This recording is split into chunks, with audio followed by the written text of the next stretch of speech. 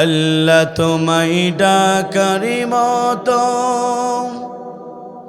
ডাকিতে জানি না, তাই কি তুমি দাও না সাড়া, বুঝতে পারি না আমি, বুঝতে পারি না। আল্লাহ তোমায় ডাকার মতো ডাকিতে জানি না, তাই কি তুমি দাও না সাড়া, বুঝতে পারি না আমি, বুঝতে পারি না। অবুঝা আমি পাপী, আমি পাপের সীমানা, বারে বারে তোমার কাছে তাই তো ক্ষমা চাই আমি, তাই তো ক্ষমা চাই। অবুঝা আমি পাপী, আমি পাপের সীমানায়, বারে বারে তোমার কাছে তাই তো ক্ষমা চাই আমি, তাই তো ক্ষমা চাই। রহিম তোমার নামের সিফাত, রহিম তোমার নামের সিফাত, হৃদয় থেকে কখনো যে মুছতে পারি না আমি, মুছতে পারি না। আল্লাহ তোমায় ডাকার মতো ডাকিতে জানি না, তাই কি তুমি দাও না সাড়া, বুঝতে পারি না আমি, বুঝতে পারি না। এ খোদা তুমি অন্তর্যামী, না বলা কথা জানো, মিনতি জানাই অভাগারের তোমার কাছে টানো। এ খোদা তুমি অন্তর্যামী, না বলা কথা জানো, মিনতি জানাই অভাগারের তোমার কাছে টানো। স্রষ্টা তুমি, সৃষ্টি আমি, মাঝে দিয়ালে না, পাপ করেছি দেহে মনে, তাই তো ক্ষমা চাই আমি, তাই তো ক্ষমা চাই। হেরা ভেবে কাজ কুড়ালাম, হেরা ভেবে কাজ কুড়ালাম, অন্ধ বলে তোমার দানের সৌরভ দেখি নাই আমি, সৌরভ দেখি নাই। আল্লাহ তোমায় ডাকার মতো ডাকিতে জানি না, তাই কি তুমি দাও না সাড়া, বুঝতে পারি না আমি, বুঝতে পারি না। আল্লাহ তোমায় ডাকার মতো ডাকতে জানি না, তাই কি তুমি দাও না সাড়া, বুঝতে পারি না আমি, বুঝতে পারি না। চিৎকার করে বলেন মারহাবা, এরজির করে লা ইলাহা। ভাই বক্সগুলো বন্ধ করে শুধু মনিটরটা চালান। ও লা ইলাহা সুবহানাল্লাহ আলহামদুলিল্লাহ, লা ইলাহা। আসমানে আল্লাহ, জমিনে আল্লাহ, হায়াতে আল্লাহ, মাউতে আল্লাহ, লা ইলাহা। ও সুবহানাল্লাহ আলহামদুলিল্লাহ, লা ইলাহা। কোরআন আমাদের সংবিধান, ওরাও সবাই তার বিজয় নিশান। কথা বলুন ঠিক না ঠিক? আপনার আমার সংবিধানের নাম কি? কারা কারা মুসলমান? দুহাত তুলে একটু আল্লাহকে দেখান। আমরা জাতিতে মুসলমান, আমাদের জীবন গ্রন্থ নামাজ আল্লাহর কোরআন, আমাদের অবস্থা আল্লাহ, আমাদের নেতা হচ্ছে নবী মুহাম্মদ রাসূলুল্লাহ সাল্লাল্লাহু আলাইহি সাল্লাম। কথা বলুন ঠিক না ঠিক? আমাদের আবাস আল্লাহ, আমাদের নেতা হচ্ছে নবী মুহাম্মদ রাসূলুল্লাহ সাল্লাল্লাহু আলাইহি সাল্লাম। আর মুসলমানদের জীবন গ্রন্থ নামাজ আল্লাহর কোরআন। কথা বলুন ঠিক না ঠিক? কিছুদিন আগে আমরা দেখতে পেরেছিলাম ফ্রান্সের সরকারের প্রধানমন্ত্রী ম্যাক্রো বিশ্বনবীকে নিয়ে কটূক্তি করেছিল। বাংলাদেশের তৌহিদি জনতারা টেকনাফ থেকে তেতুলিয়া, রূপসা থেকে পাথুরিয়া, সুন্দরবন থেকে বান্দরবন প্রত্যেক টিংসির মুসলমানেরা মাথায় কাপড়ের কাপড় বেঁধে গোটা পৃথিবীতে বিশ্বনবীর পক্ষে স্লোগান দিয়েছিল, আমরা সেই নবীর উম্মত। কথা বলুন ঠিক না ঠিক? এখানে শেষ নয় প্রিয় বন্ধুরা, আপনারা আমার নবী বিশ্বনবী আখিরি জামানার নবী, যে নবীর চেহারা দেখলে পারে এতিম সন্তানগুলো পিতা হারানোর বেদনা ভুলে যেত, যে নবীর চেহারা দেখলে পারে ক্ষুধার্ত সাহাবীগণ ক্ষুধা নেবার হয়ে যেত, যে নবীর চেহারা দেখলে পারে অর্থাৎ ক্ষুধার্ত সাহাবীগণ ক্ষুধা নেবার হয়ে যেত। সেই নবী যখন এই কালেমার দাওয়াত দিয়েছিল, ইসলামের দাওয়াত দিয়েছিল, ছাত্রী লোকদেরকে জাহান্নাম থেকে বাঁচিয়ে আল্লাহর জান্নাতের পথের ঠিকানা ব্যবস্থা গ্রহণ করেছিল। ওই আবু জেহেল সরকারের মিথ্যা মামলাকে দীর্ঘ 29টি মাস কারাবরণ করেছিল। কারারুদ্ধ অবস্থায় গাছের লতা পাতা পর্যন্ত চিবিয়ে চিবিয়ে খেয়েছে, বাথরুমগুলো ছাগলের নেতির মতো হয়েছে। তারপরে বিশ্বনবী কালেমার দাওয়াত থেকে 1 ইঞ্চি সরে দাঁড়ায় নাই। আমরা সেই নবীর উম্মত। কথা বলুন ঠিক না ঠিক? এখানে শেষ নয় প্রিয় বন্ধুরা, আপনারা আমার নবী বিশ্বনবী আখিরি জামানার নবী। এই জমিনে কালেমার দাওয়াত দেওয়ার কারণে ওই তায়েফের দুষ্ট যুবকেরা আল্লাহ রাসূলকে টার্গেট করে বৃষ্টির মতন পাথর মেরেছিল। পাথর আঘাত প্রাপ্ত হয়ে নবীর সমস্ত শরীর থেকে রক্ত বের হয়েছিল। অর্থাৎ এই জমিনে 3টি বারের জন্য অর্থাৎ তায়েফের ময়দানে বিশ্বনবী বেহুশ হয়ে গিয়েছিল। তারপরে বিশ্বনবী কালেমার দাওয়াত থেকে 1 ইঞ্চি সরে দাঁড়ায় নাই। কথা বলুন ঠিক না ঠিক? এখানে শেষ নয় প্রিয় বন্ধুরা, আপনারা আমার নবী বিশ্বনবী আখিরি জামানার নবী। এই জমিনে কালেমার দাওয়াত দেওয়ার কারণে উহুদের ময়দানে দান্দারভাবে শহীদ করতে হয়েছিল। এই জমিনে কালেমার দাওয়াত দেওয়ার কারণে হত্যা মাতৃভূমি ছেড়েছিল, পিতৃভূমি ছেড়েছিল। তারপরে বিশ্বনবী কালেমার দাওয়াত থেকে 1 ইঞ্চি সরে দাঁড়ায় নাই। আমরা সেই নবীর উম্মত। কথা বলুন ঠিক না ঠিক? এখানে শেষ নয় প্রিয় বন্ধুরা, এই জমিনে কালেমার দাওয়াত দেওয়ার কারণে আল্লাহ রাসূলের অর্থাৎ সোনার সাহাবীগণ পর্যন্ত তারা হাত দিয়েছেন, চোখ দিয়েছেন, কান দিয়েছেন, বুকে রক্ত ঢেলে এই জমিনকে সিক্ত করেছেন। রাসূলের অসংখ্য সোনার সাহাবীগণ পর্যন্ত তারা অর্থাৎ বুকে রক্ত ঢেলেই এই জমিনকে সিক্ত করেছে। রাসূলের প্রিয় সোনার সাহাবীগণ পর্যন্ত বাতির শক্তির কাছে 1 সেকেন্ডের জন্য মাথা নত করি নাই। কথা বলুন ঠিক না ঠিক? আল উলামা ওয়ারাসাতুল আম্বিয়া, অর্থাৎ নবীদের উত্তরসূরি আছে হক্কানি আলেমগণ। সেই হক্কানি আলেমগণ যখন গোটা পৃথিবীতে কালেমার দাওয়াত দিয়েছিল, ইসলামের দাওয়াত দিয়েছিল, ছাত্রী লোকদেরকে জাহান্নাম থেকে বাঁচিয়ে আল্লাহর জান্নাতের পথের ঠিকানা ব্যবস্থা গ্রহণ করেছিল। যুগে যুগে যত স্বৈরাচার ছিল, যুগে যুগে যুগে ইসলাম বিরোধী, কোরআন বিরোধী ব্যক্তি ছিল, যুগে যুগে যারা আলেম বিরোধী ছিল, ওই স্বৈরাচাররা আলেমদেরকে মিথ্যা মামলা দিয়ে রাতের পর রাত, দিনের পর দিন অন্ধ প্রকার জীবনযাপন করিয়েছে। অসংখ্য আলেমকে পৃথিবীর মাঝ থেকে অর্থাৎ এই কালেমার দাওয়াত দেওয়ার কারণে ফাঁসির কাস্টে ধরা হয়েছে। তারপরে বাংলার জমিনে সহ গোটা পৃথিবীতে একজন হক্কানি আলেম বাতিল শক্তির কাছে 1 সেকেন্ডের জন্য মাথা নত করি নাই। কথা বলুন ঠিক না ঠিক? সুতরাং আফসোস লাগে, দুঃখ লাগে, যিনি গোটা পৃথিবীতে 50টা বছর ধরে কোরআনের তাফসীর করেছিল, কাবা ঘরে 3 দিনের ইতিকাফ করার সুযোগ পেয়েছিল, 2 রাকাত নামাজ পড়ার সুযোগ পেয়েছিল, 4 ঘন্টা কোরআনের তাফসীর শুনে হাজার হাজার ইহুদি এবং নাস্তিকরা কালেমা পড়ে মুসলমান হয়ে গিয়েছিল। যার জন্য গোটা পৃথিবীর মুসলমান কাঁদে, যার জন্য এই বাংলাদেশের অসংখ্য মুরব্বিরা পর্যন্ত সাই নামাজে বসে বসে কাঁদে, যার জন্য এই বাংলাদেশের তরুণ প্রজন্ম অহংকারীরা অর্থাৎ তারা বুকের রক্ত ঢেলে এই জমিনকে সিক্ত করেছে।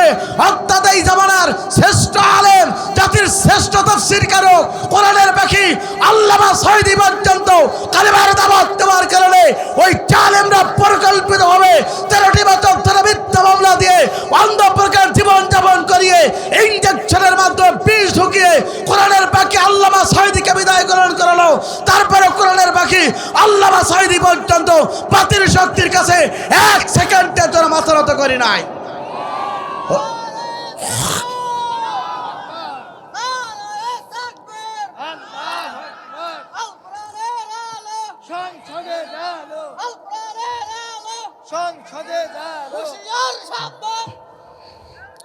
সুতরাং সে বিশ্বনবীর মতন করে যদি আপনার আমার রক্ত দেওয়া লাগে, সে নবীর মতন করে যদি আপনাকে আমাকে এই জমিনে দন্দার ব্যাপারে শহীদ করতে হয়, নবীর প্রিয় সাহাবা ইকরামদের মতন করে যদি বুকে রক্ত ঢেলে এই জমিনকে সিক্ত করতে হয়, নবীর প্রিয় সাহাবীদের মতন করে যদি হাসতে হাসতে জীবন দেওয়া লাগে, বাংলাদেশে আলেমদের মতন করে যদি অন্ধপ্রকাশে আবারও জীবন যাপন করতে হয়, এই বাংলা মুসলমানের মতন করে যদি রক্ত দেওয়া লাগে, জীবন দেওয়া লাগে, কোরআনের পক্ষে আল্লামা সাঈদীর মতন করে যদি রক্ত দেওয়া লাগে, জীবন দেওয়া লাগে, রক্ত দেব, জীবন দেব, কিন্তু এই জমিন থেকে এক ইঞ্চির জন্য কোরআন থেকে সরে যাব না। কারা কারা দুআ তারা আল্লাহকে রেখে দেই, তারা তারা লিল্লাহে তাকবীর, লিল্লাহে তাকবীর।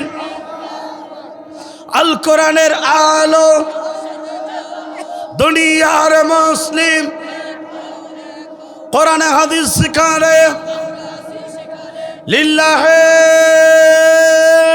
তাকবীর। কোরআন আমাদের সংবিধান, ওরাও সবাই তার বিজয় নিশান, নেতা আমাদের রাসূলুল্লাহ, লা ইলাহা লা ইলাহা লা ইলাহা ইল্লাল্লাহু মুহাম্মাদুর রাসূলুল্লাহ সাল্লাল্লাহু আলাইহি সাল্লাম। আলহামদুলিল্লাহ, বাংলাদেশের ঐতিহ্যবাহী বিভাগ খুলনা বিভাগের বাংলাদেশের প্রথম ডিজিটাল জেলা, যশোর জেলার ঐতিহ্যবাহী চৌগাছা থানার ঐতিহ্যবাহী আন্দোলিয়া জামাত ইসলামী যুব বিভাগ কর্তৃক আয়োজিত আজকের একদিনব্যাপী দিনের বেলা তাফসীর কোরআন মাহফিলের মজ্জাস মুহতারাম সাহেবে সদর সম্মানিত সভাপতি, বয়বিরুদ্ধ জ্ঞানবিরুদ্ধ ব্যক্তিত্ব, খানার কাবার সম্মানিত মেহমান আলহাজ মাস্টার মোহাম্মদ আজিজুর রহমান সাহেব, সেক্রেটারি বাংলাদেশ জামাত ইসলামী 11 নম্বর সুখপুকুরা ইউনিয়ন, আতানুল্লাহ ফি হায়াতি। আমরা দোয়া করি আল্লাহ পাক তার গোলামকে ইসলামের জন্য, কোরআনের জন্য কবুল করুক। চিৎকার করে বলুন আল্লাহুম্মা আমিন। আজকের এই তাফসীর কোরআন মাহফিলের সম্মানিত প্রধান অতিথি, বিশ্ব আলেমে দ্বীন চৌগাছা জিকরগাছার আসনের সম্মানিত বাংলাদেশের জামাত ইসলামের সম্মানিত নমিনি, আমার অত্যন্ত শ্রদ্ধেয় ব্যক্তিত্ব, শ্রদ্ধেয় আলেমে দ্বীন, জাতির অন্যতম শ্রেষ্ঠ রাহাবার অধ্যাপক মাওলানা আরশাদুল আলম সাহেব, আস্তানুল্লাহ ফি হায়াতি। আমরা দোয়া করি আল্লাহ পাক তার গোলামকে ইসলামের জন্য, কোরআনের জন্য কবুল করুক। চিৎকার করে বলুন আল্লাহুম্মা আমিন। আজকের এই তাফসীর কোরআন মাহফিলের সম্মানিত বিশেষ অতিথি মাওলানা গোলাম মোর্শেদ আমির, বাংলাদেশ জামাত ইসলামী চৌগাছা উপজেলা শাখা, মোহাম্মদ আব্দুল আলিম সভাপতি 1 নম্বর সুখপুরি ইউনিয়ন পরিষদ, বাংলাদেশ জামাত ইসলামী। আল্লাহ পাক তাকে ইসলামের জন্য, কোরআনের জন্য কবুল করুক। চিৎকার করে বলেন আল্লাহুম্মা আমিন। আলোচনা করে আপনাদেরকে ধন্য করেছেন এলাকার কেন্দ্রীয় মসজিদের সম্মানিত ইমাম, আমার অত্যন্ত কাছের বন্ধুবার, যার কলিজার ভিতর আল্লাহ রাব্বুল আলামিন 30টা পারাকে রেকর্ড করে দিয়েছেন। বক্তৃতা জগতে আজ উজ্জ্বল জ্যোতিষ্ক, টেকনাফ থেকে তেতুলিয়া, রূপসা থেকে পাথুরিয়া পর্যন্ত যিনি বিপ্লবী কণ্ঠের সাথে কোরআনের তাফসীর করে যান, জিকরগাছার কৃতি সন্তান হাফেজ আবু বকর সিদ্দিক সাহেব, আতানুল্লাহ ফি হায়াতি। আমরা দোয়া করি আল্লাহ পাক তার গোলামকে বাংলাদেশের প্রত্যেকটা ইঞ্চি জমিনে কোরআনে কথা বলার জন্য কবুল করুক। চিৎকার করে বলুন আল্লাহুম্মা আমিন। আজকের এই তাফসীর কোরআন মাহফিলের সম্মানিত প্রধান বক্তা, প্রধান আলোচক, গোটা বাংলাদেশের বক্তৃতা জগতে এক উজ্জ্বল জ্যোতিষ্ক, তরুণদের আইডল, টেকনাফ থেকে তেতুলিয়া, রূপসা থেকে পাথুরিয়া পর্যন্ত তিনি কোরআনের জ্ঞানগর্ভ গবেষণামূলক আলোচনা করেন। আমার অত্যন্ত শ্রদ্ধেয় ব্যক্তিত্ব, বড় ভাই, এদেশের একজন তরুণ প্রজন্মের অহংকার হযরত মাওলানা এম হাসিবুর রহমান সাহেব। আমরা দোয়া করি আল্লাহ রাব্বুল আমিন জাতির ক্লান্তিক অবস্থায় যেন কোরআন এবং হাদিস থেকে সঠিক তাফসীর করতে পারে, সেই তৌফিক দান করুক। চিৎকার করে বলুন আল্লাহুম্মা আমিন। স্টেজে বসত হযরত উলামায়ে কেরাম, বিশিষ্ট ব্যক্তিবর্গ, সামনে বসত মুরব্বী কেরাম, যুবক ভাইরা, ছোট্ট ছোট্ট বাচ্চারা, পদ্মার আলেমা, শিক্ষিত মা বোনেরা, জাতির বিবেক সাংবাদিক বৃন্দ, বাংলাদেশ সরকারের প্রশাসনের ইন্টেলিজেন্স ব্রাঞ্চের সদস্যবৃন্দ, সকলকে জানাচ্ছি হৃদয় আন্তরিক সালাম। আসসালামু আলাইকুম ওয়া রাহমাতুল্লাহি ওয়া বারাকাতুহু। সে মহান রবের দরবারে দিল খোলা শুকর আদায় করি, যিনি আপনাকে আমাকে সলাতুল জোহরের নামাজ আদায় করে আসরের নামাজের আগ মুহূর্তে আসমানের নিচে জমিনের ওপর একখণ্ড জায়গায় বসে কোরআন এবং হাদিস থেকে আলোচনা শোনার জন্য যে মনিব আপনাকে আমাকে হাজার হাজার মানুষের ভিড় থেকে বাছাই করতে করে যে মনিব দিনের বেলায় আপনাকে আমাকে কবুল করেছেন, সে মহান রবের দরবারে দিল খোলা শুকর আদায় করি। চিৎকার করে বলেন আলহামদুলিল্লাহ, আর জোরে বলেন আলহামদুলিল্লাহ। রব্বানা লাকাল হামদ হামদান কাসীরান তাইয়্যিবান মুবারাকান ফীহি। প্রশংসা করলাম কার? জোরে বলেন প্রশংসা করলাম কার? সুস্থ থাকলে বান্দা আল্লাহর প্রশংসা করার দরকার আছে না নাই? জোরে বলেন আছে না নাই? আমরা যদি আল্লাহর প্রশংসা করি তাহলে সবচেয়ে খুশি হবেন মহান রব। কথা বলুন ঠিক না বেঠিক? দুরূদ এবং সালাম যাপন করি বিশ্বমানবতার একমাত্র অধিকারী বিশ্ববাণীবিদ আপনার আমার নবী নবীদের সর্দার, যে নবী গোটা পৃথিবীতে মানুষের তৈরি করা আইনের গোলামি না করে কেবলমাত্র শুধুমাত্র একমাত্র এই কালেমার দাওয়াত দেওয়ার কারণে নির্যাতিত হয়েছে, নিষ্পেষিত হয়েছে, নিগৃহীত হয়েছেন।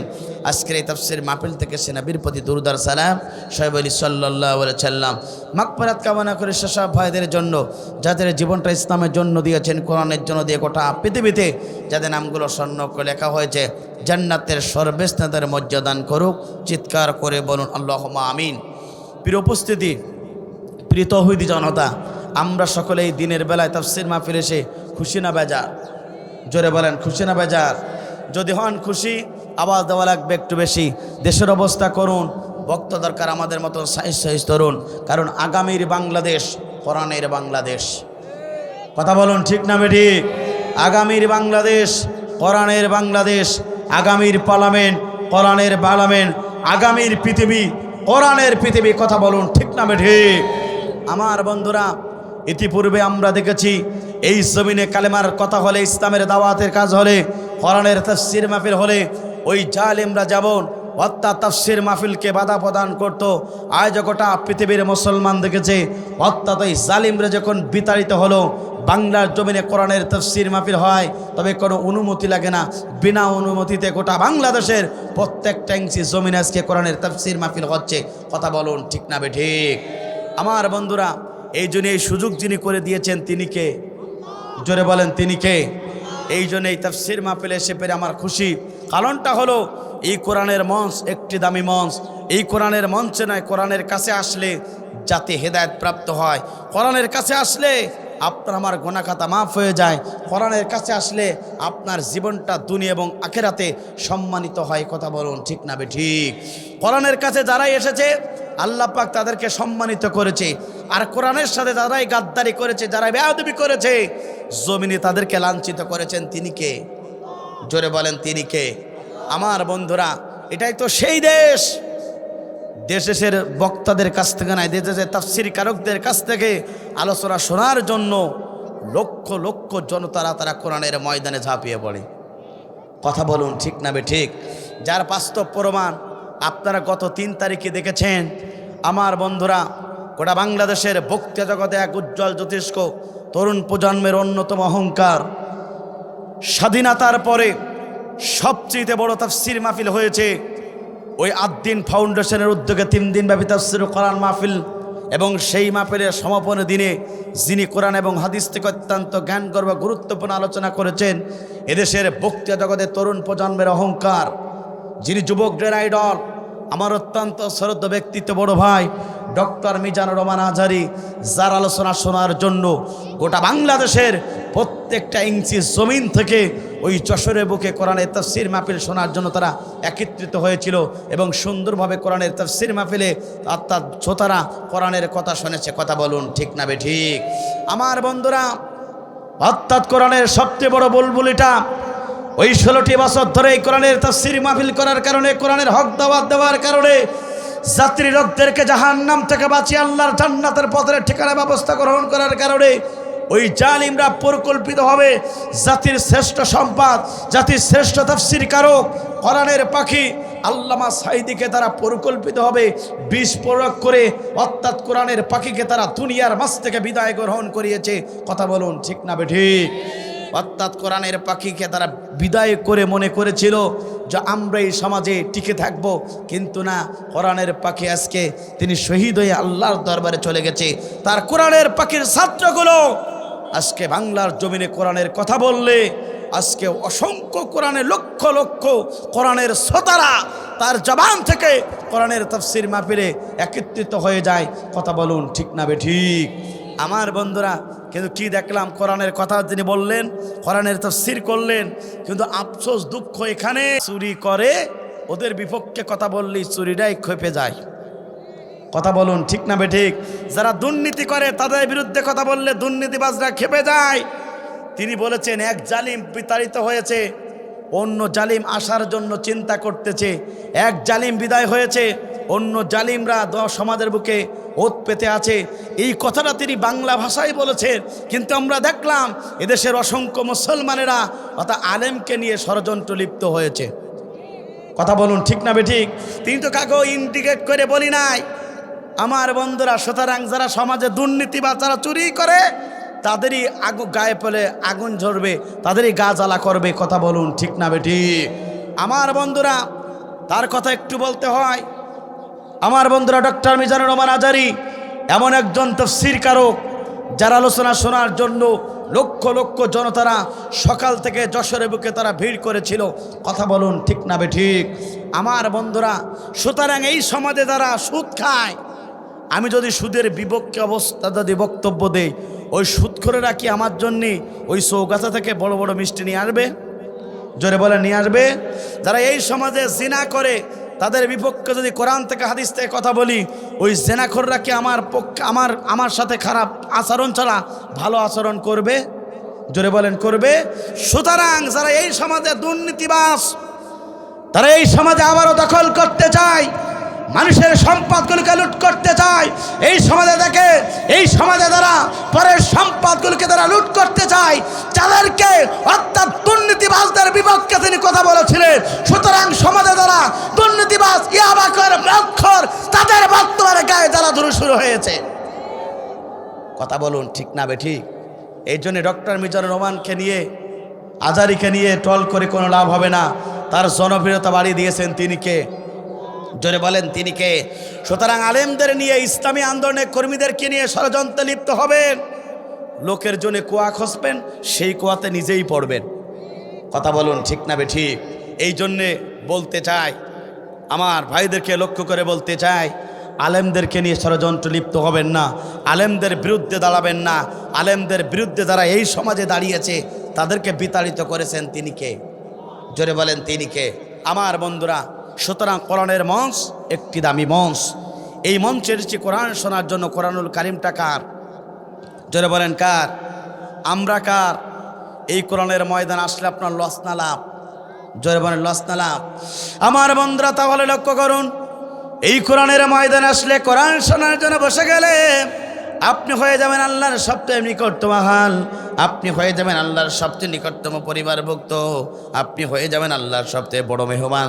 আমার বন্ধুরা লক্ষ্য করুন, সেই কোরআনের ময়দানে আপনি আমি বলেছি, সে মহান রব ঘোষণা করলেন, বান্দা শুনে রাখো, এই কোরআনের মঞ্চটা এমন একটা মঞ্চ, এখানে যদি কোনো বান্দা সে কোরআনের ময়দানে কোরআন শোনার জন্য বেঁচে যায়, ওই কোরআন শোনা ব্যক্তিগুলোর জীবনে সবচেয়ে দুইটা বড় উপকার হয়। একবারে জোরে জোরে বলুন আল্লাহু আকবার। আমার বন্ধুরা, কোরআন শুনতে কোরআনের ময়দানে অর্থাৎ যখন আমরা বসে যাই, মুমিন ব্যক্তি বসে যায়, তাদের জীবনের সবচেয়ে দুইটা বড় উপকার হয়। আমার বন্ধুরা, আল্লাহ রাব্বুল আমিন বলছেন, সবচেয়ে বড় উপকার পেয়ে যাবে তারা কোরআনের ময়দানে কোরআন শোনার জন্য বসে যাবে তারা। একবার জোরে জোরে বলুন আল্লাহু আকবার। তার সবচেয়ে বড় উপকার হলো, আমার বন্ধুরা লক্ষ্য করুন, যারা কোরআনের ময়দানে বসে গেছি, যতটুকু ইমান নিয়ে যারা কোরআনের ময়দানে দিনের বেলা বসে গেল, এই কোরআন শোনার কারণে আস্তে আস্তে করে তাদের ইমানটা বৃদ্ধি পেয়ে যাবে। একবার জোরে জোরে বলুন আল্লাহু আকবার। এটা আমার কথা না, মহাগ্রন্থ আল কোরআনুল কারীমের কথা। আল্লাহ রাব্বুল আমিন সুন্দরভাবে ঘোষণা করলেন, ইন্নামাল মুমিনুনা الذين إذا ذكر الله وإذا تليت عليهم آياته زادتهم إيمانا وعلى ربهم يتوكلون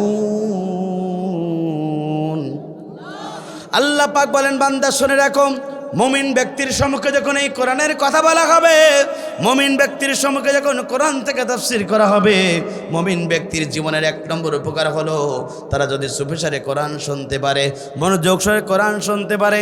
এই দুইটা কমিটমেন্ট দিয়ে যারা কোরআনের ময়দানে যদি তারা কোরআন শুনতে পারে, আল্লাহ রাব্বুল আমিন বলছেন, বান্দা শুনে রাখো, এই কোরআন শোনার জন্য যতটুকু মান নিয়ে কোরআনের ময়দানে তুমি বসে গেল, এই কোরআন শোনার কারণে আল্লাহ রাব্বুল আমিন আস্তে আস্তে করে তোমার ঈমানটা বৃদ্ধি পেয়ে যাবে।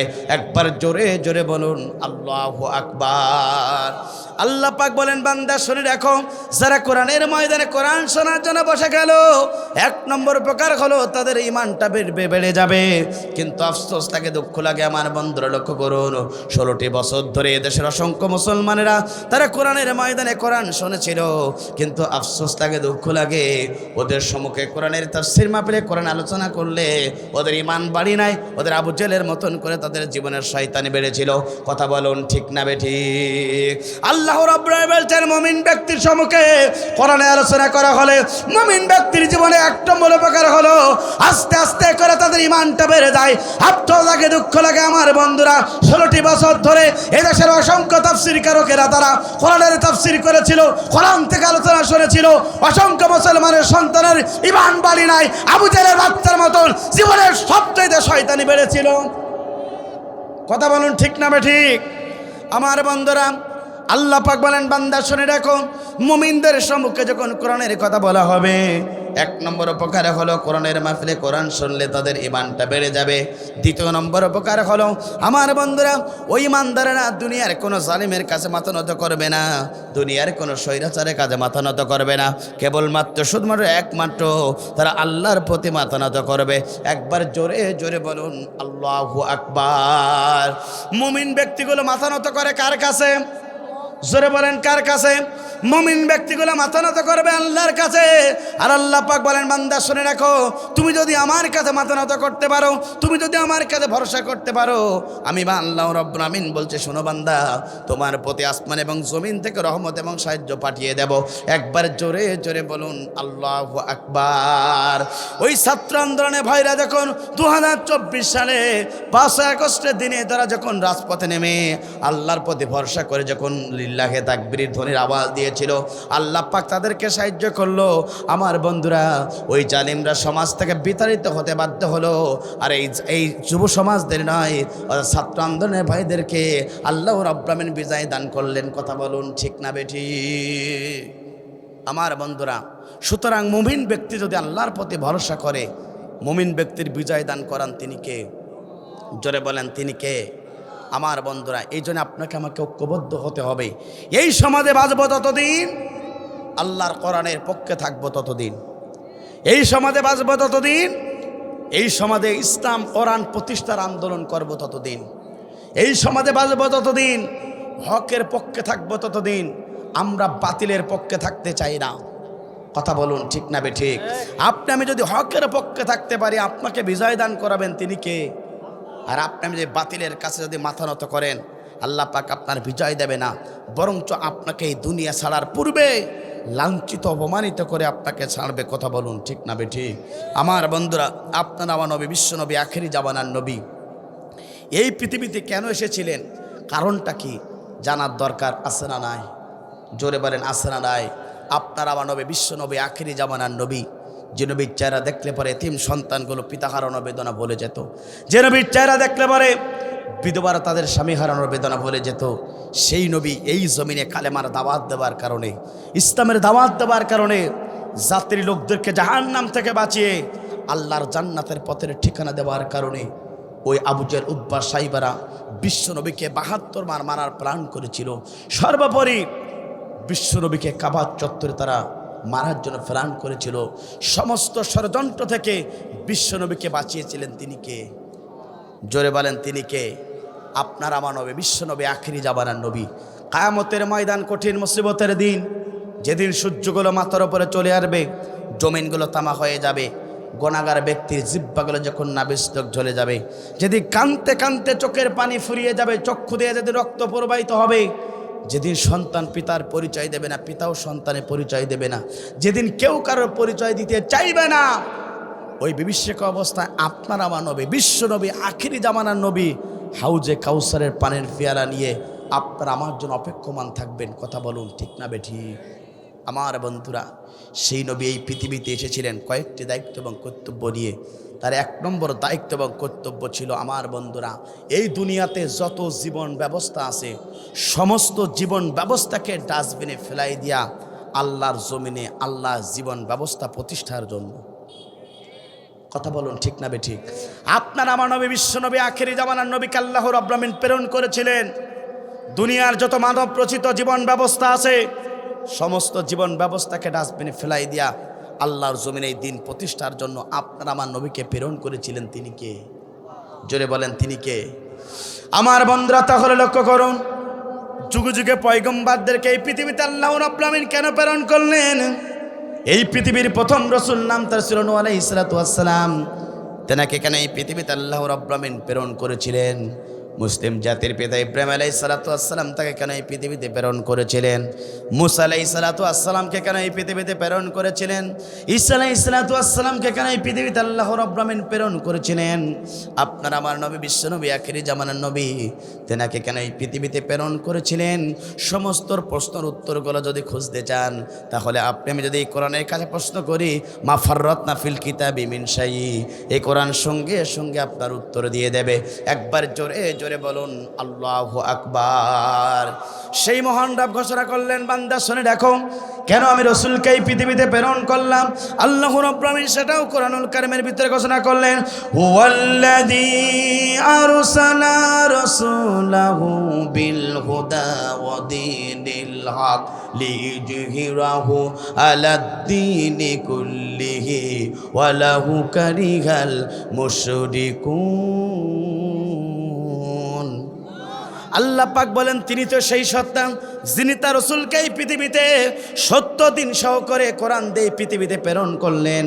এ নবী, তোমার দায়িত্ব এবং কর্তব্য হলো, দুনিয়াতে যত মানব রচিত জীবন ব্যবস্থা আছে, দুনিয়াতে যত কার্ল মার্কসের জীবন ব্যবস্থা আছে, দুনিয়াতে যত মানব রচিত যত জীবন ব্যবস্থা আছে, সমস্ত জীবন ব্যবস্থাকে ডাস্টবিনে ফেলাই দিয়া আল্লাহর জমিনে লিল্লাহি মা ফিস সামাওয়াতি ওয়াল আরদ, আসমান এবং জমিনের একচ্ছত্র ক্ষমতার মালিক আল্লাহ, সেই মহান রব বান্দার অর্থাৎ এই জমিনে অর্থাৎ এই কোরআনটা প্রতিষ্ঠার জন্য, কোরআনের দাওয়াতে কাজ করার জন্য তোমাকে প্রেরণ করলাম। অর্থাৎ যত জীবন ব্যবস্থা আছে সমস্ত জীবন ব্যবস্থাকে ডাস্টবিনে ফেলাই দিয়া আল্লাহর জমিনে আল্লাহর দিনকে প্রতিষ্ঠার জন্য আপনাকে প্রেরণ করলাম। শোনো শোনো ধরো, এই দিনের দাওয়াত যখন আপনি হে নবী দেবেন, মুশরিকরা তোমার প্রতি অসন্তুষ্ট হবে, তারপরেও তোমার যায় আসে না, এই সমাজে এই দিনের দাওয়াত তোমাকে দেওয়াই লাগবে। কথা বলুন ঠিক না বেঠি? আমার বন্ধুরা, আপনার আমার নবীকে এই দায়িত্ব এবং কর্তব্য দিয়ে এই পৃথিবীতে আল্লাহ রাব্বুল আলামিন প্রেরণ করেছিলেন। অর্থাৎ যত জীবন ব্যবস্থা আছে সমস্ত জীবন ব্যবস্থাকে ডাস্টবিনে ফেলাই দিয়া আল্লাহর জমিনে আল্লাহর দিন প্রতিষ্ঠার জন্য আপনার আমার নবীকে আল্লাহ রাব্বুল আলামিন প্রেরণ করেছিলেন। আমার প্রশ্ন হলো, নবীর উম্মত হিসাবে এই সমাজে যদি আল্লাহ রসুলকে যদি এই জীবন ব্যবস্থা প্রতিষ্ঠার জন্য রসুলকে প্রেরণ করতে পারেন, নবীর উম্মত হিসাবে এই সমাজে আমাদের দায়িত্ব এবং কর্তব্য হলো এই জমিনের মালিক আল্লাহ, আল্লাহর জমিনে আল্লাহর দিন প্রতিষ্ঠার আন্দোলন করা লাগবে। কথা বলুন ঠিক না বেঠিক? বিশ্বনবী যদি এই দিনের দাওয়াত দিতে পারে, আপনি আমি সেই নবীর দিনের দাওয়াতি কাজ করার দরকার আছে না নাই? সেই সমাজে যদি মুশরিকরা যদি আল্লাহ রসুলের প্রতি অসন্তুষ্ট বোধ করে, সেই সমাজের ইসলাম বিরোধী কোরআন বিরোধী ব্যক্তিগুলো যদি রসুলের প্রতি অসন্তুষ্ট বোধ করে, বর্তমানে যারা আল্লাহর জমিন আল্লাহর দিন প্রতিষ্ঠা চায় না, যারা মুশরিক নামের নামধারী মুসলমান, এরা ওই সমাজে ইসলাম প্রতিষ্ঠার আন্দোলন করলে ওই মুশরিকরা সহ্য করতে পারবে না। এটাই বাস্তব। কথা বলুন ঠিক না বেঠি? নবী দিনের দাওয়াত দিলেন, আবু জেহলরা সহ্য করতে পারল না। সেই কোরআন নবীর উত্তরসূরি আছে হক্কানি আলেমগণ বাংলার জমিনে, তারাও যখন সঠিক দিনের দাওয়াত দেবে, এই সমাজে যারা ইসলাম চায় না, কোরআন চায় না, দিন প্রতিষ্ঠা হোক এটা যারা চায় না, দিন ইসলামের পার্লামেন্ট কায়েম হোক এটা যারা চায় না, তারাই তো আলেমদের ষড়যন্ত্রিত হতে পারে, তারাই তো সমাজে আলেমদের বিপক্ষে অবস্থান নিতে পারে। কথা বলুন ঠিক না ঠিক? আমার বন্ধুরা, এই জন্য দেখলাম বিশ্বনবী কালেমার দাওয়াত দিয়েছিল, আবু জেহেল উতবা সাইবা সহ্য করতে পারি নাই। আর এই সমাজে আলেমরা কালেমার দাওয়াত দেয়, এই সমাজের ইসলাম বিরোধী, কোরআন বিরোধী সারপোকা তেলাপোকা এরাও সহ্য করতে পারে না। কথা বলুন ঠিক না ঠিক? আমার বন্ধুরা, তাহলে লক্ষ্য করুন, এই দিন ব্যবস্থাকে সমাজে প্রতিষ্ঠার জন্য আপনার আমার নবী বিশ্বনবীকে আল্লাহ রাব্বুল আলামিন প্রেরণ করেছিলেন। ইন্নাদ দীনা ইনদাল্লাহিল ইসলাম, আল্লাহ তাআলার কাছে একমাত্র শুধুমাত্র কেবলমাত্র পূর্ণাঙ্গ জীবন ব্যবস্থা নাম আছে ইসলাম। এই ইসলামকে আপনাকে মানা লাগবে। এই পূর্ণাঙ্গ জীবন ব্যবস্থা অর্থাৎ আপনার বাস্তব জীবন থেকে শুরু করে, অর্থাৎ রান্নাঘর থেকে শুরু করে পার্লামেন্ট পর্যন্ত, এই জীবন ব্যবস্থা হিসাবে আপনার জীবনের সবচেয়ে পরিচালিত করতে হবে। কথা বলুন ঠিক না ঠিক? জীবনটা পরিবর্তন করতে হবে ইসলামের সাথে, সমাজটা পরিবর্তন করতে হবে ইসলামের সাথে। এই সমাজটা নাই রাষ্ট্র ব্যবস্থা পর্যন্ত, অর্থাৎ সমস্ত সব কিছু এই জীবন ব্যবস্থা দিয়ে চালাতে হবে। এই কোরআনের জীবন ব্যবস্থা যদি আমি যদি ফিট করতে পারি, অটোমেটিক এই সমাজে যিনি শান্তি দেবেন তিনি কে? জোরে বলেন তিনি কে? আমার বন্ধুরা, এই জন্য আপনাকে আমাকে সিদ্ধান্ত নিতে হবে। আপনার আমার নবী বিশ্বনবী আখিরি জামানার নবী, এই সমাজে তিনি যখন এনেছিলেন, একটি সমাজ ছিল আহমে জাহিলিয়াতপূর্ণ সমাজ। সেই সমাজটা পরিবর্তন হলো কোরআনের জীবন ব্যবস্থা দ্বারা, কোরআন দ্বারা, আল্লাহর ইসলাম দ্বারা। আমার বন্ধুরা, আজ ওই বাংলার সমাজ যদি পরিবর্তন করতে হয়, কোরআন ছাড়া পরিবর্তন করা যাবে না। কথা বলুন ঠিক না বেঠিক? দুর্নীতিমুক্ত সমাজ যদি পেতে চান, দুর্নীতিমুক্ত সমাজ যদি পেতে চান, আপনাকে আমাকে কোরআনের কাছে সাপোর্ট দেওয়া লাগবে। দুর্নীতি মুক্ত রাষ্ট্র যদি পেতে চান, আমাকে আপনাকে সিদ্ধান্ত নিতে হবে কোরআনের পক্ষে যারাই থাকে তাদেরকে সাপোর্ট দিলে এই সমাজটা হয়ে যাবে দুর্নীতিমুক্ত সমাজ, এই দেশটা হয়ে যাবে দুর্নীতিমুক্ত দেশ। কথা বলুন ঠিক না ঠিক? আমার বন্ধুরা, এই সমাজটা যদি ইসলাম মোতাবেক যদি কায়েম হয়ে যায়, গোটা বাংলাদেশের মুসলমান শান্তি পেয়ে যাবে।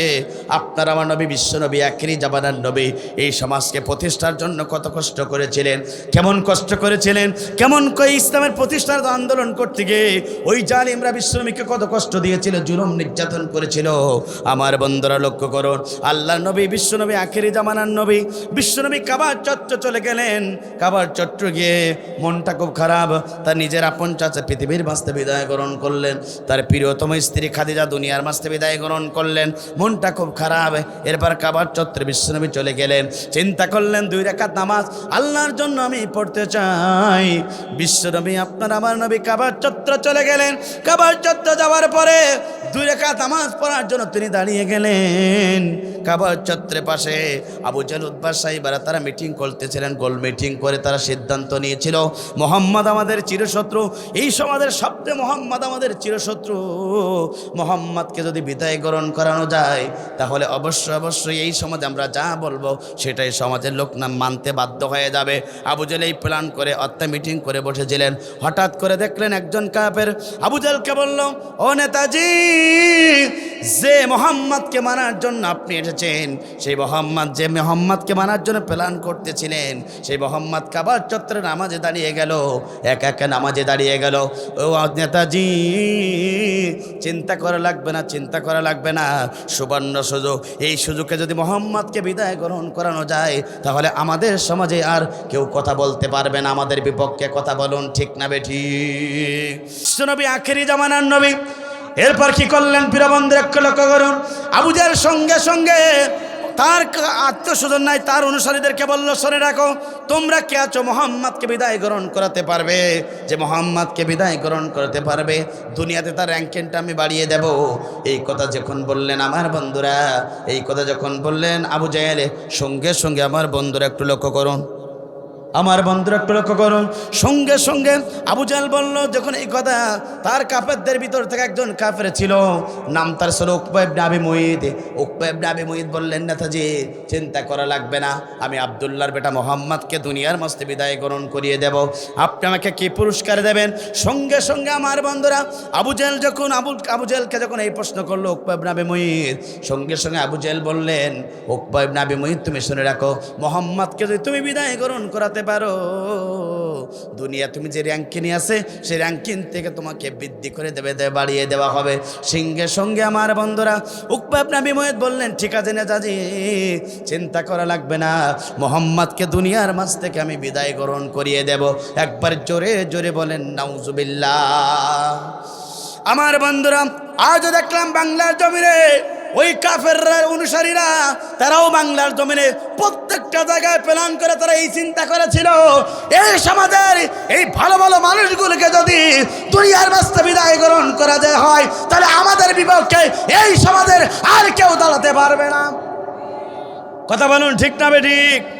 আমার বন্ধুরা ঠিক এইভাবে তারা চিন্তা করে আবু জেহেল বললেন, উকবা ইবনে আবি মুয়াইত, তাহলে তুমি শুনে রাখো, 3 দিন পূর্বে এমন একটি জায়গায় একটা উট মারা হয়েছে, এই উটের সমস্ত নারী বুড়ি নিয়ে আসা হোক। এই নারী বুড়িগুলা মোহাম্মদ আব্দুল্লাহ বেটা মোহাম্মদ যখন সেজদায় থাকবে, সমস্ত উটের নারী বুড়ি পর্যন্ত আব্দুল্লাহ বেটা মোহাম্মদের উপরে চাপাই দেওয়া হবে। ও আবু উকবা ইবনে আবি মুয়াইত, তুমি শুনে রাখো, যখন এই নারী বুড়ি চাপাই দেওয়া হবে, বিশ্বনবী আব্দুল্লাহ বেটা মোহাম্মদ দুনিয়ার মাঝে বিদায় গ্রহণ করবে, আমাদের শত্রু আর কেউ থাকবে না। সঙ্গে সঙ্গে উকবা ইবনে আবি মুয়াইত একটা দৌড় দিলেন, চলে গেলেন উটের নারী বুড়ির কাছে। উটের নারী বুড়ি যাবার সঙ্গে সঙ্গে উটের নারী বুড়ি নিয়ে আসা হলো। বিশ্বনবী আপনার আমার নবী, আখিরি জামানার নবী, তিনি সিজদা অবস্থায় ছিলেন। সমস্ত নারী বুড়িগুলা তার পিঠের উপরে চাপাই দেওয়া হলো। যখন আব্দুল্লাহর বেটা মোহাম্মদ আপনার আমার নবী, বিশ্বনবী আখিরি জামানার নবী, পিঠের উপরে চাপাই দেওয়া হলো উটের নারী বুড়ি, বিশ্বনবী সিজদা থেকে উঠতে পারে না, চোখ দুটি রক্তিমবর্ণ হয়ে গেল, বুকের কলিজা পর্যন্ত খুশাতা শুকিয়ে যাবার মতন হলো। আল্লাহ রাসূলের কষ্ট হয়, মনে হয় আল্লাহর নবী এই দুনিয়া ছেড়ে মৃত্যুবরণ করবে অবস্থা উপনীত হয়ে গেল। আমার বন্ধুরা, দিন কায়েমের সঠিক পথ আল্লাহ অর্থাৎ মুফতি রশিমউদ্দিন রহমানের লেখা, এই লেখার ভিতরে বইটার ভিতরে যখন হাদিসটা পেয়ে গেলাম, আমাদের চুলগুলো খাড়া হয়ে গেল। তিনি বর্ণনা করেছেন ওই কাবার চত্বরে এই সাহাবী ছিলেন যে সাহাবী হাদিসটা বর্ণনা করেছেন, আব্দুল্লাহ ইবনে মাসউদ রাদিয়াল্লাহু তাআলা আনহু। দেখলেন বিশ্বনবীকে মারার জন্য এই অবস্থা, তিনি আর দেরি করলেন না, রাসূলের কলিজার টুকরা ফাতেমার বাড়ির দিকে তিনি রওনা দিলেন। ফাতেমার বাড়ির দিকে বলে গিয়ে বলল, কলিজার টুকরা ফাতেমা, দেরি করবা না, ঘর থেকে তাড়াতাড়ি বেরিয়ে যাও। তোমার বাবা 2 রাকাত নামাজ পড়ার জন্য কাবার চত্বরে চলে গিয়েছিল। ওই আবু জাহল উতবা সাইবারা তোমার বাবাকে মারার জন্য পিঠের উপরে নারী ভুড়ি চাপাই দেওয়া হয়েছে। ও ফাতেমা, জন্মের পূর্বে তোমার বাবা তোমার বাবাকে হারিয়েছে, জন্মের পরে তোমার বাবা তার মাকে হারিয়েছে। বড় ইয়াতিম, দূর থেকে বাড়ি আসলে তোমাকে মা বলে ডাকতো। তোমার বাবা যদি দুনিয়ার মাঝে বিদায় গ্রহণ করে, ফাতেমা তোমাকে আর কে মা বলে ডাকবে? এই কথা শোনার সঙ্গে সঙ্গে ফাতেমা রাদিয়াল্লাহু তাআলা আনহা পদ্মা সহকারে ঘর থেকে বেরিয়ে গেলেন, চলে আসলেন কাবার চত্বরে। এসে দেখলেন নিজের বাবার পিঠের উপরে নারী ভুড়ি চাপাই দেওয়া আছে। সমস্ত নারী ভুড়িগুলো 2 হাত দিয়ে তিনি সরিয়ে দিলেন। সরিয়ে দেওয়ার পরে বিশ্বনবী সেজদা থেকে উঠলেন, দেখলেন রাসূলের 2টা চোখ রক্তিমবর্ণ হয়ে গেল, বুকের উপরে ধর ধর করে। কলিজার টুকরা ফাতেমা বিশ্বনবীকে জিজ্ঞাসা করে, ও আমার বাবা যান, জন্মের পূর্বে আপনি আপনার বাবাকে হারিয়েছিলেন, জন্মের পরে আপনি আপনার মাকে হারিয়েছেন। ও আমার আব্বা যান, যতদিন আপনি বেঁচে আছেন ততদিন আপনি দূর থেকে আসলে আপনি আমাকে মা বলতেন। কেন কাবার চত্বরে তারা আপনাকে মারতে চায় একটি বারের জন্য জানতে চায়, আপনি কি তাদের কোনো ঘর বাড়ি জ্বালিয়েছেন? রাসূল বললেন, না মা, আমি তাদের ঘর বাড়ি জ্বালাই নাই। আপনি কি তাদের সম্পদগুলো ভক্ষণ করেছেন অবৈধভাবে? রাসূল বললেন, না মা, আমি তাদের সম্পদগুলো আমি লুণ্ঠন করি নাই, কিছু করি নাই। কলিজার টুকরা ফাতেমা বলল, আব্বা যান, তাহলে কেন আবু জাহল আপনাকে মারতে চাই? জবান থেকে একটি বারের জন্য জানতে চাই। সঙ্গে সঙ্গে বিশ্বনবীর 2টা চোখ দিয়ে রক্তাত পানি, দাড়ি মোবারক বেমি জমিনে বলে টপ টপ করে পড়ে আর বলে, মা, আমি তাদের সম্পদ লুট করি নাই, আমি তাদের বাড়িতে ঘর বাড়ি জ্বালাই নাই, আমি তাকে কষ্ট দেই নাই, আমি তাদের কিছু ক্ষতি করি নাই। ও আমার মা, তুমি শুনে রাখো, আমি একটা দিনের দাওয়াত দিয়েছিলাম, কালেমার দাওয়াত দিয়েছিলাম, এই দাওয়াত দেওয়ার কারণে তারা আমাকে জমিন থেকে মারতে চাই। কথা বলুন ঠিক না বেটি? বিশ্বনবী বললেন, কলিজার টুকরা ফাতেমা শোনো, লা ইলাহা ইল্লাল্লাহু মুহাম্মাদুর রাসূলুল্লাহ। চিৎকার করে বলেন সাল্লাল্লাহু আলাইহি সাল্লাম। আমার বন্ধুরা কলিজার টুকরা ফাতেমাকে বলল, মা ফাতেমা, এই দিনের দাওয়াত দিয়েছিলাম, কালিমার দাওয়াত দিয়েছিলাম, এই জমিন যার আইন চলবে তার, এই দিনের দাওয়াত দেওয়ার কারণে তারা আমাকে মারতে চায়। সঙ্গে সঙ্গে বিশ্বনবী বললেন, কলিজার টুকরা ফাতেমা, তুমি কি আমার জন্য একটু পানির ব্যবস্থা গ্রহণ করতে পারবে না? সঙ্গে সঙ্গে ফাতেমা চলে গেলেন। কাবার চত্বরের পাশে একটা আঙ্গুর বাগান ছিল, ওই আঙ্গুর বাগানে তিনি ঢুকে গেলেন। মালিক ছিল আদ্রাস। আদ্রাসের কাছে বলল, আদ্রাস ভাই, নিজের বাবার জন্য তোমার বাগানের একটু আঙ্গুর ফল চাই। আদ্রাস ওই বাগানের সবচেয়ে ভালো মানের আঙ্গুরগুলা উঠিয়ে নিয়ে কলিজার টুকরা ফাতেমার হাতে উঠিয়ে দিলেন। ফাতেমা কিছু চাপ দিলেন, এক গ্লাস আঙ্গুর ফলের রস হয়ে গেল। সেই রস টক করে এসে বিশ্বনবীর হাতে উঠিয়ে দিলেন। বিশ্বনবী সেবন করলেন, শরীরে একটু রক্ত হলো।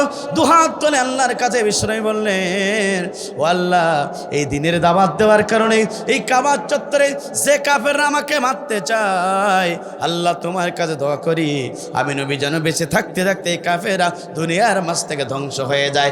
একবার জোরে জোরে বলুন আল্লাহু আকবার। আমার বন্ধুরা বিশ্বনবী দোয়া করলেন। বলেন তো, দুনিয়ার সমস্ত দোয়াগুলো ব্যর্থ হতে পারে, নবীর দোয়া কি ব্যর্থ হবে? জোরে বলেন, ব্যর্থ হবে। নবী দোয়া করলে 100% কবুল হয়ে গেল।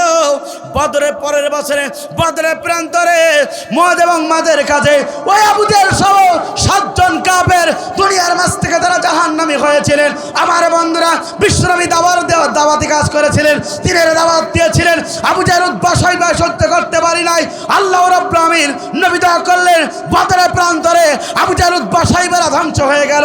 আমার বন্ধুরা, ওই জালিমরা পর্যন্ত কোরআনের পাখি, জাতির শ্রেষ্ঠ সন্তান কোরআনের পাখি আল্লামা সাঈদীকে তারা পরিকল্পিতভাবে হত্যা করেছিল।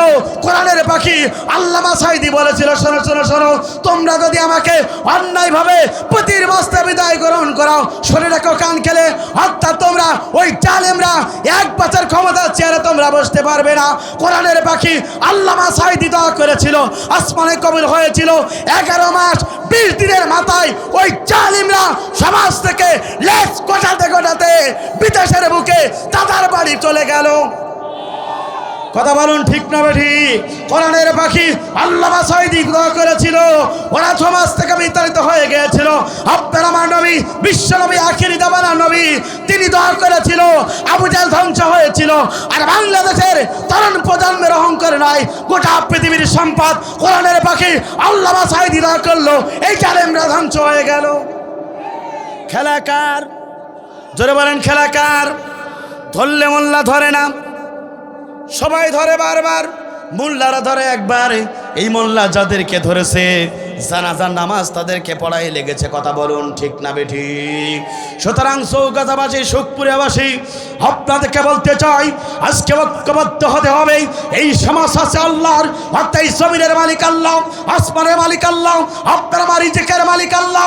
এই সমাজে যতক্ষণ পর্যন্ত থাকবো, আপনার আমার নবী, বিশ্ব নবী যে কাজ করে গেছেন, দিনের দাওয়াত দিয়েছেন, এই সমাজে বিশ্ব নবীর উম্মতি যাবে আল্লাহর জমিনে, আল্লাহর দিন প্রতিষ্ঠার আন্দোলনে কারা কারা থাকবো, দোয়া তাআলা আল্লাহকে দেখিয়ে দেয়।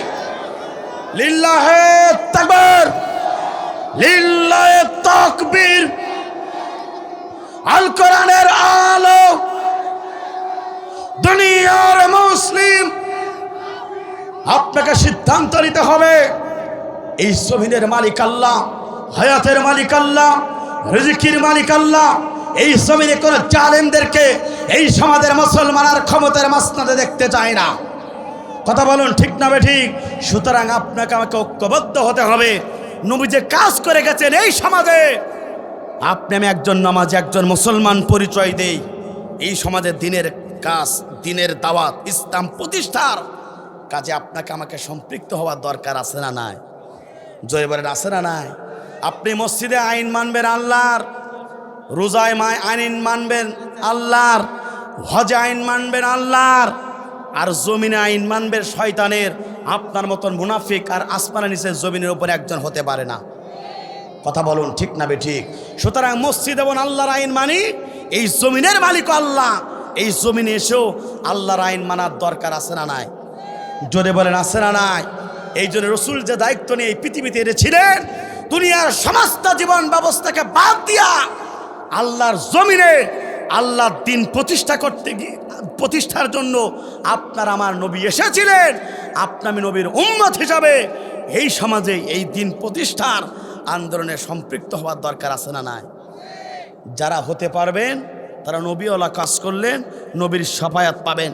আর এই জমিনে আপনি মুসলমান পরিচয় দিবেন, কিন্তু এই জীবন ব্যবস্থা মানবেন না, আপনি নবীর সুপারিশ পাবেন না। কথা বলুন ঠিক না বেঠিক? সুতরাং আমার সময় সংক্ষিপ্ত, এই জন্য আপনাদেরকে বলতে চাই, আল্লাহর এই জমিনে ইসলাম মানার দরকার আছে না নাই?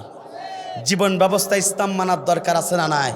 আমার বন্ধুরা, এই সমাজটাকে যদি দুর্নীতিমুক্ত, ইয়াবা মুক্ত, চোর মুক্ত, যদি জালিম মুক্ত সমাজ যদি আপনি পেতে চান, আপনাকে এখন থেকে সিদ্ধান্ত নিতে হবে, এই সমাজে কারা চুরি করে না, কারা দুর্নীতি করে না, কারা না মানুষের হক ফাঁকি দেয় না, কারা মসজিদে ইমামতি করে, জমিনেও তাদের যদি ইমামতি করার সুযোগ করে দেন, বিশ্বাস করুন এই সমাজটা হবে একটি দুর্নীতিমুক্ত সমাজ।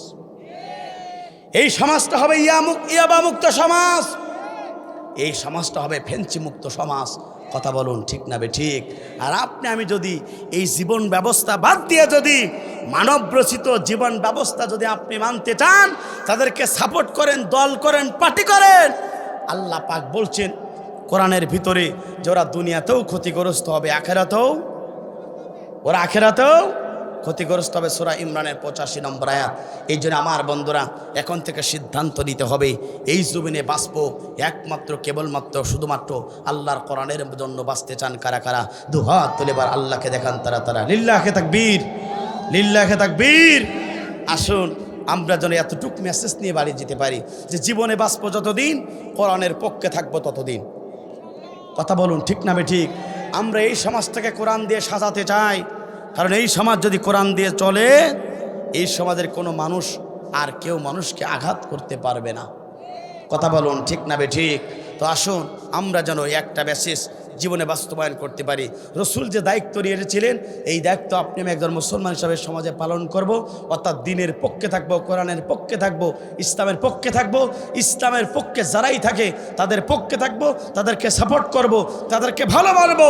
জীবনের মৃত্যু আগ পর্যন্ত আল্লাহর জমিনে আল্লাহর দিন প্রতিষ্ঠার আন্দোলনে যেন আমরা সম্পৃক্ত হতে পারি, সেই তৌফিক দান করুক। চিৎকার করে বলেন আল্লাহুম্মা আমিন। আজকে মরলে কালকে 2 দিন, পরের দিন কেউ চিনবে না, যাদের জন্যে করলা কামাই মরলে তারা চিনবে না। আজকে মরলে কালকে 2 দিন, পরের দিন কেউ চিনবে না, যাদের জন্যে করলা কামাই মরলে তারা চিনবে না। থাকতে সময় আমল করো, ইমান করো খাঁটি, শেষ ঠিকানা তোমার আমার 3.5 হাত মাটি। আজকে মরলে কালকে 2 দিন, পরের দিন কেউ চিনবে না, যাদের জন্যে করলা কামাই মরলে তারা চিনবে না। কত কষ্ট করে তুমি করলা সাদের বাড়ি, সেই বাড়িতে ঠাই হবে না, ছাড়তে হবে পাড়ি। কত কষ্ট করে তুমি করলা সাদের বাড়ি, সেই বাড়িতে ঠাই হবে না, ছাড়তে হবে পাড়ি। বহু মায়ার টানে তুমি রবের বিধান ভুলো না। কথা বলুন ঠিক না বেটি? মোহ মায়ার টানে তুমি রবের বিধান ভুলো না। পাপ পুণ্যের হিসাব নেবেন একদিন মালিক রব্বানা। আজকে মরলে কালকে 2 দিন, পরের দিন কেউ চিনবে না, যাদের জন্যে করলা কামাই, মরলে তারা চিনবে না। কথা বলুন ঠিক না বেঠিক? সুতরাং আপনি যাদের জন্য লড়েন, যাদের জন্য আপনি কিছু করতে চান, ওই নেতা, অবৈধ নেতা আপনার মৃত্যুর পরে পরিচয় দেবে না। সুতরাং আপনার জীবন তাদের সাথে গড়ুন, যারা দুনিয়াতেও পরিচয় দেবে, আখিরাতেও আপনার আমার জন্য সুপারিশ করবে। কথা বলুন ঠিক না বেঠিক? আসুন আমরা যেন এই সমাজে ইসলাম প্রতিষ্ঠার আন্দোলনে সম্পৃক্ত হতে পারি। কোরআনওয়ালা ব্যক্তিদের সাথে আমার যেন সম্পর্ক হয়, দুনিয়া এবং আখিরাতে আমরা ভালো থাকবো। আল্লাহ রাব্বুল আলামিন আপনাকে আমাকে সেই সৌভাগ্য দান করুক।